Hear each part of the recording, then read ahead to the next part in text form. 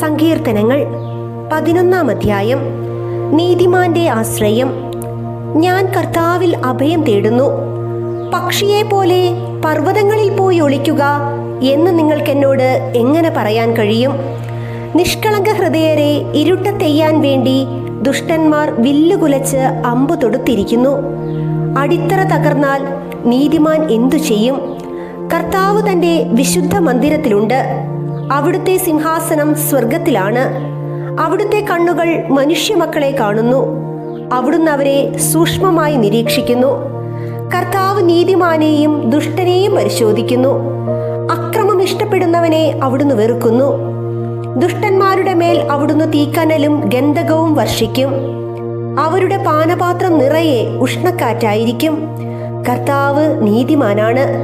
അവിടുന്ന് നീതിയുക്തമായ പ്രവൃത്തികൾ ഇഷ്ടപ്പെടുന്നു. പരമാർത്ഥ ഹൃദയർ അവിടുത്തെ മുഖം ദർശിക്കും.